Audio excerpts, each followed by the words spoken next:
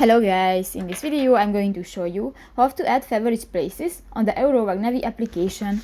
But first of all, I just want to mention, please don't forget to subscribe to our channel, because at 100,000 subscribers we are going to show you our YouTube revenue statistics and growth strategy, how to make money online. So let's jump into it.